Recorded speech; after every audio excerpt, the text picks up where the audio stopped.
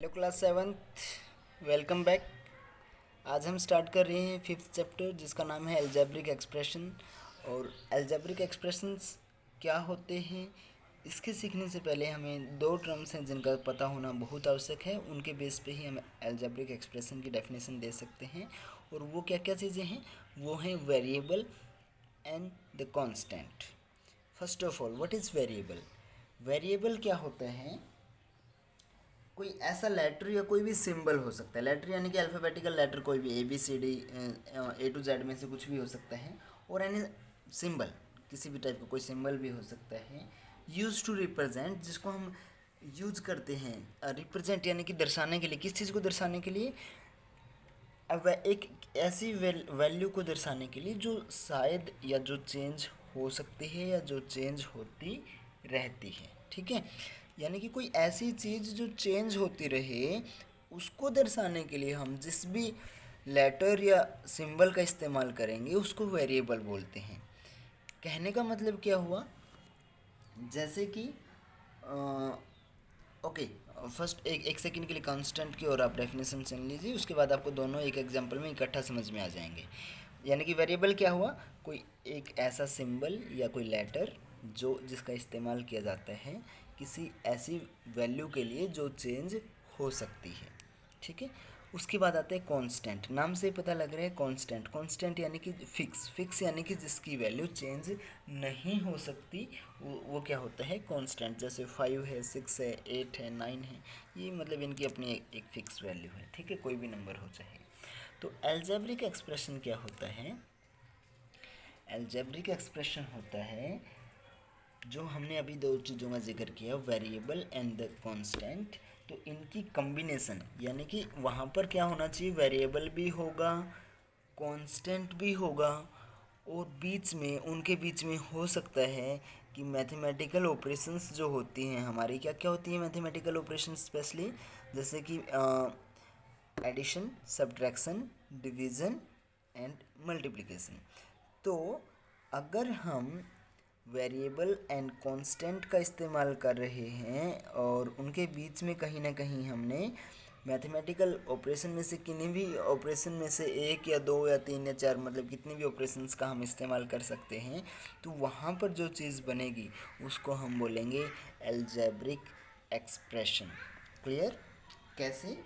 For example अगर हम बात करें, जैसे कि 6y²। तो 6y² में क्या हुआ, अब देखो 6 क्या है, एक 6 की वैल्यू तो 6 ही है, आपको सभी को पता है, ये फिक्स है, तो यानी कि ये क्या है, एक कांस्टेंट है। और y यानी कि y का हमें कोई मतलब अभी नहीं पता कि इसकी वैल्यू कितनी होने वाली है, तो ये क्या है, कुछ भी रख सकते हैं, 1 2 3 अकॉर्डिंग, मतलब जो भी जिसके अकॉर्डिंग हमें क्वेश्चन सोल्व करना है या जो भी वैल्यू हमें दी जाएगी।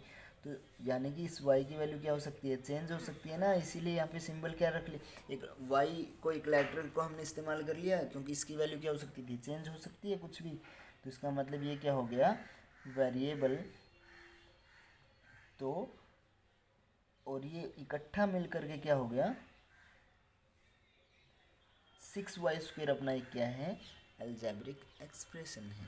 6y² क्या है, अपना एक अलजेब्रिक एक्सप्रेशन है। इसी तरीके से ऐसा भी हो सकता है 7x+9, तो ये भी क्या है, एक अलजेब्रिक एक्सप्रेशन है, जहाँ पे 9 एक कांस्टेंट है और x यानी कि जिसकी वैल्यू चेंज हो सकती है। तो यहाँ पे ये वेरिएबल x हो गया और कांस्टेंट 9 हो गया, so it is algebraic expression. अकेला x² भी अपने आप में एक क्या है, अलजेब्रिक एक्सप्रेशन। अब आप सोच रहे होंगे कि सर अभी तो आपने बोला है कि अलजेब्रिक एक्सप्रेशन में तो कांस्टेंट भी होते हैं। चलो मान लिया कि वेरिएबल है भाई, x तो इसमें वेरिएबल है, तो कांस्टेंट कहाँ पर है? कांस्टेंट यहाँ पर क्या है, मैंने क्या बोला था कि मैथमेटिकल ऑपरेशन का यूज़ होता है इन दोनों के बीच में। तो और वो मैथमेटिकल ऑपरेशन में से एडिशन भी हो सकती है, सब्ट्रैक्शन भी, मल्टीप्लिकेशन भी और डिवीजन भी, या इनमें से कोई दो या तीन या चारों भी हो सकती है एक ही अलजेब्रिक एक्सप्रेशन में। तो यहाँ पे कौन सी ऑपरेशन लगी है, यहाँ पर मल्टीप्लिकेशन वाली ऑपरेशन लगी है और एक्स के किसके साथ, एक्स स्क्वायर की किसके साथ मल्टीप्लाई हो रही है, वन के साथ। और जब किसी भी चीज़ की हम वन के साथ मल्टीप्लाई करते हैं तो उसको एज इट इज़ लिखा जाता है ना, इसलिए यह भी क्या है, अपने आप में एक एल्जेब्रिक एक्सप्रेशन है। इसी टाइप का आप बहुत सारे एग्जांपल दे सकते हो, जैसे कि कुछ भी लिख सकते हो, 10xy plus 6y plus 7 and all this things, ठीक है। तो आप जैसे कि ये क्या है, ये भी एक एल्जेब्रिक एक्सप्रेशन है। यहाँ पे वेरिएबल क्या क्या है, एक तो x है और एक y है। ना हमें x का पता ना y का पता, तो यानी कि जिनकी वैल्यू नहीं पता है उनकी वैल्यू चेंज हो सकती है, तो वो क्या होते हैं, एल्जेब्रिक एक्सप्रेशन। और बहुत सारे कॉन्स्टेंट आपको दिखाई दे रहे हैं, तो यानी कि I think now you will get what, sorry, I hope you got it what the algebraic expression is, and now let's move further. अब हम कुछ और बात करते हैं इसी से रिलेटेड। चलो इसी का एक दो एग्जांपल और हम सोल्व कर लेते हैं। जैसे कि पी क्या वो भी अपने आप में क्या है, कि एल्जेब्रिक एक्सप्रेशन है, जहाँ पे वेरिएबल क्या क्या है, पी और क्यू, और ऑपरेशन कौन सी है, मल्टीप्लिकेशन किसकी, एक तो पी और क्यू की आपस में भी मल्टीप्लाई है। पी क्यू का लिखने का मतलब क्या है कि पी की मल्टीप्लाई कर रहे हैं हम किसके साथ, क्यू के साथ। तो यहाँ पर जैसे 10xy है तो इसका मतलब x और y की आपस में क्या है, मल्टीप्लाई है। तो यहाँ पे यानी कि मल्टीप्लाई है, और साथ में हम ये भी बोल सकते हैं कि इनकी मल्टीप्लाई वन के साथ भी हो रही है, क्योंकि वन के साथ मल्टीप्लाई शो करना ज़रूरी नहीं होता है, ठीक है। उसके बाद अब हम बात करते हैं एल्जेब्रिक एक्सप्रेशन का एक और जो पार्ट होता है, एक हिस्सा होता है, इसका बहुत इम्पोर्टेंट चीज़ होती है, उसका नाम हम बोलते हैं उसको टर्म।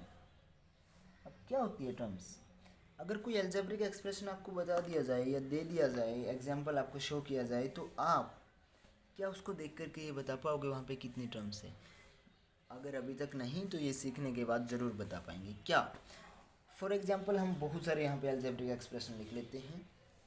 जैसे कि एक तो यहाँ पे लिखा ही पड़ा है पी क्यू, दूसरा हम लिख लेते हैं कुछ इस टाइप का 6x² प्लस 7xy माइनस 9, और एक हम लिख लेते हैं, एक ये लिखा पड़ा है, दूसरा हम लिख लेते हैं 16xyz, एक हम लिख लेते हैं 4x² plus 3x plus 4y minus 2। ये सभी जो अभी लिखे पड़े हैं आपको, अब ये तो पता ही चल गया कि ये क्या है, एल्जेब्रिक एक्सप्रेशन है। अब बात करते हैं नंबर ऑफ टर्म्स की, किस में कितनी नंबर ऑफ टर्म्स होती है। अब नंबर ऑफ टर्म्स देखिएगा, पहले टर्म्स होती क्या है वो सीख लीजिए, उसके बाद हम बात करेंगे कि how many number of terms are there in an algebraic expression. So what is the terms, terms क्या होती है, ये या तो कोई अकेला नंबर हो सकती है, कोई कंडीशन नहीं है, अकेला नंबर हो सकती है, एक नंबर और वेरिएबल इकट्ठा है वो भी एक टर्म हो सकती है, या फिर एक नंबर और वेरिएबल यानी कि 2 या 3 वेरिएबल अगर इकट्ठे हैं तो उसको भी हम एक टर्म ही बोलेंगे। यानी कि बात कहाँ पे हुई, जब एक नंबर अकेला है तो वो भी एक टर्म है, जब एक नंबर की और किसी टर्म की मल्टीप्लाई हो रही है, सॉरी किसी वेरिएबल की मल्टीप्लाई हो रही है तो वो भी एक टर्म है, जब एक नंबर की किन्हीं 2 या 3 वेरिएबल के साथ मल्टीप्लाई हो रही है तो वो भी एक ही टर्म है, या फिर मान लीजिए कि सिर्फ वेरिएबल्स की ही आपस में मल्टीप्लाई हो रही है तो उसको भी हम एक ही टर्म बोलेंगे। तो अब अगर बात करें पी क्यू की, पी क्यू एक एल्जेब्रिक एक्सप्रेशन है जिसमें टर्म्स कितनी है, एक ही है। क्यों, पी और क्यू के बीच में क्या है, मल्टीप्लिकेशन। और अभी मैंने बताया कि मल्टीप्लिकेशन जिनके बीच में होती है उनको हम 2 या 3 या 4 नहीं, सिर्फ एक ही काउंट करेंगे, तो इसमें नंबर ऑफ टर्म कितना हो गया, 1। अब बात करें यहाँ पर, अब चलो इसकी बात कर लेते हैं 7x प्लस 9 की। अब देखो 7 और x की आपस में क्या है, मल्टीप्लाई है, तो इसका मतलब 7x एक टर्म हो गई, 9 अकेला एक नंबर है। अभी मैंने बताया था कि अकेला नंबर भी हो सकता है, एक नंबर और एक वेरिएबल की मल्टीप्लिकेशन है तो वो भी एक टर्म हो सकती है। तो यानी कि एक टर्म ये हो गई और एक टर्म ये हो गई, तो यहाँ पे कितनी टर्म है टोटल, 2। अब बात करें अगर इस केस की, तो देखिएगा एक टर्म तो अपनी क्या है, अगर हम इनको अलग अलग से तोड़ें तो यहाँ पे 3 टर्म हैं। पहली कौन सी है, 10xy एक कौन सी है 6y और अगली कौन सी है 7। अब आप सोच रहे होंगे कि सर यहाँ पे तो 3 है, 10 है, x और y है, तो इसको आपने एक क्यों बोला? क्योंकि इन तीनों की अगर बीच में कोई प्लस या माइनस का साइन नहीं है तो इसका मतलब आपस में क्या है? मल्टीप्लाई है, और इसको हम एक ही टर्म के रूप में बोलेंगे। क्लियर? उसी तरीके से अगर हम इस क्वेश्चन की बात करें तो यहाँ पे कितने टर्म्स हैं? एक तो क्या हो गया 4x², अगली क्या हो जाएगी 3x, फिर 4y, फिर -2, यानी कि कितनी टर्म हो गई टोटल?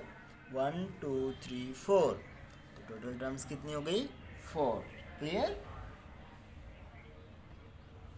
अब ये तो जो होगा ना, जब आप इसको सोल्व करोगे 4x² को हम कैसे लिखेंगे? 4 इंटू x² है तो x की 2 बार मल्टीप्लाई। तो ये क्या हो गया? जब हम किसी एक नंबर को किन्हीं 2 या 3 नंबर से, मतलब अगर हम नंबर की बात करें नॉर्मली, जैसे कि 20 है, तो अगर 20 को हम ये लिखते हैं कि 4 × 5, तो अगर एक नंबर को 2 नंबर की मल्टीप्लाई के रूप में आप लोग लिख रहे हो तो वो उसके क्या होते हैं? फैक्टर। तो यानी कि ये तो क्या हो जाएंगे 4x के क्या हैं? फैक्टर हैं। और ये क्या हैं? ये टर्म्स हैं, इस अपने जो आपको अलजेब्रिक एक्सप्रेशन दिया गया है उसके क्या है? ये टर्म्स हैं। ठीक है? आई थिंक अभी आप समझ चुके होंगे कि टर्म्स क्या होती हैं अच्छे से। अब हाँ, इसकी अगर बात करें तो यहाँ पे बताना भाई कितनी टर्म है? 1 2 3 और 4। एक टर्म है, 3 है, 2 है या 4 हैं? क्विक। ओके, यहाँ पर टोटल टर्म्स हैं 1। क्यों? बिल्कुल, क्योंकि हमें कोई प्लस या माइनस का साइन कहीं पे दिख ही नहीं रहा है। सभी की सभी आपस में क्या है? मल्टीप्लाई हो रही है। और जहाँ जिनकी भी मल्टीप्लाई होती है, चाहे वो नंबर है, नंबर की नंबर के साथ है, या ना नंबर की किन्हीं भी कितने भी वेरिएबल्स के साथ है, तो वो सिर्फ एक ही टर्म होती है। तो 16xyz क्या है? एक ही टर्म है जिसके फैक्टर क्या क्या हो सकते हैं? 16x, y और z, इसके क्या हो सकते हैं? फैक्टर हो सकते हैं। क्लियर? आज के लिए लास्ट जो पार्ट है वो हम एक और डिस्कस कर लेते हैं, उसके बाद बाकी की चीज़ें कल डिस्कस करेंगे। और नेक्स्ट जो पार्ट है वो है कोफिशिएंट। क्या है? कोफिशिएंट। ये भी क्या है? अलजेब्रिक एक्सप्रेशन का ही एक हिस्सा है। और क्या होता है कोफिशिएंट? एग्जाम्पल के थ्रू अभी हम सीखेंगे। कोफिशिएंट क्या होता है? कोफिशिएंट होता है कि जब हमने, अब टर्म को तो आप सीख चुके हो कि टर्म्स क्या होती हैं अलग अलग से। तो जब एक टर्म के अगर हम फैक्टर कर लें तो उसमें से अगर किसी भी, जैसे कि अभी यहाँ पे हमने 4x² के फैक्टर किए, 4 × x × x। तो अगर हम बात करें कि 4 जो है वो किसका कोफिशिएंट है, तो इसके अलावा इसी टर्म में जो फैक्टर बच गए उनकी मल्टीप्लिकेशन क्या बनेगी? आप देखिएगा, 4 को छोड़ करके x और x बचे हैं। x और x की मल्टीप्लाई क्या होती है? x²। तो 4 क्या है? x² का कोफिशिएंट है। और वहीं पे x² की अगर हम बात करें तो x² किसका कोफिशिएंट है? x² के अलावा यहाँ पर इसी टर्म में और क्या बचा है भाई? 4 बचा है। तो यानी कि x² का कोफिशिएंट क्या है? 4 है। क्लियर? 4x² का कोफिशिएंट है, x² 4 का कोफिशिएंट है। इतना ही नहीं, अगर हम बात करें इस अलजेब्रिक एक्सप्रेशन में 4x² में से 4 × x × x लिख सकते हैं इसको। अगर हम बात करें कि इसके अंदर x का कोफिशिएंट कौन है, तो हमने इसको पहले किस में तोड़ना पड़ेगा? फैक्टर में तोड़ लिया भाई, 4 × x × x। अब कोफिशिएंट किसका पूछा जा रहा है? x का। तो जिसका पूछा जा रहा है उसको 1 मिनट के लिए सर्कल कर लो, मतलब फेयर कॉपी में आप ऐसा नहीं करोगे, समझने के लिए है। तो उसको हमने सर्कल कर लिया। सर्कल के अलावा यहाँ पे और क्या क्या चीज़ें बची हैं? 4 और x जिनकी मल्टीप्लाई हो रही है, यानी कि वो चीज़ें जिनकी मल्टीप्लाई हो रही होती हैं और जिसका आपको बताना है, उसके अलावा वहाँ पर जो बचती हैं। तो x का अगर हमें 4x² में अगर x का कोफिशिएंट देखना है सिर्फ इतने पार्ट में, जस्ट इमेजिन कि यहाँ पे ये 3x वाला पार्ट नहीं है, मैं बताता हूँ थोड़ी देर में। तो उसका यहाँ पे क्या हो जाएगा? 4x, इसका x का क्या हो जाएगा यहाँ पे? Coefficient, just in that case. Okay okay okay, आपको ना ये अलग से इसको फैक्टराइज करने की आवश्यकता नहीं है, इतना दूर तक आपसे नहीं पूछा जाएगा। आपको सिंपल क्या बोला जाएगा, हम एक चलो ये अलजेब्रिक एक्सप्रेशन अगर यहाँ पे लिखा गया है तो इसकी बात कर लेते हैं। ये अगर इस क्वेश्चन में आपसे पूछा जाए कि एक्स स्क्वेयर का कोफिशिएंट क्या है, ये अलजेब्रिक एक्सप्रेशन आपको दे दिया जाए, तो आप पहले एक्स स्क्वेयर को ढूंढिए, यहाँ पर कहाँ पर है, ये रहा एक्स स्क्वेयर। अब ये देख लीजिएगा कि एक्स स्क्वेयर की मल्टीप्लाई किसके साथ हो रही है, 6 के साथ। तो आप लिखोगे कि coefficient of x square is equal to 6। इस पोर्शन को भूल जाओ, ये मतलब जो मैंने बताया यहाँ पे वो थोड़ा रॉन्ग हो गया था, इसको छोड़िए आप। So coefficient of x square is equal to 6। अगर इसी क्वेश्चन में आपसे पूछ लिया जाए कि what is the coefficient of x now, यानी कि आपको क्या बताना है यहाँ पर, कोफिशिएंट ऑफ एक्स। तो एक्स का कोफिशिएंट, पहले एक्स को ढूंढिए, ये एक्स नहीं है, ये एक्स स्क्वेयर है। तो एक्स को अगर कोफिशिएंट निकालना है तो हमें एक्स ही देख चेक करना पड़ेगा। यहाँ पर एक्स कहाँ पर है, यहाँ पे तो 6x स्क्वेयर है, तो यानी कि इसमें तो एक्स है ही नहीं, यहाँ पे अकेला एक्स होना चाहिए। यहाँ पर 7xy, बिल्कुल हमें एक्स मिल गया। तो कौन सी टर्म में है, एक बार उसको रफ साइड में लिख लीजिए, 7xy में। उसके फैक्टर आप करोगे तो कैसे करोगे, 7 मल्टीप्लाई एक्स मल्टीप्लाई वाई। अब कोफिशिएंट किसका निकाल रहे हो आप, एक्स का। तो एक्स के अलावा कौन सी दो चीज़ें बची जिनकी आपस में मल्टीप्लाई है, 7 और वाई। तो यानी कि कोफिशिएंट ऑफ एक्स क्या बच जाएगा, 7y। Clear, coefficient of x क्या बच गया, 7y। यहीं पे अगर हम बात करें कोफिशिएंट ऑफ वाई की, कोफिशिएंट ऑफ वाई क्या बचेगा, तो वाई भी कहाँ पर है, 7xy के अंदर ही है।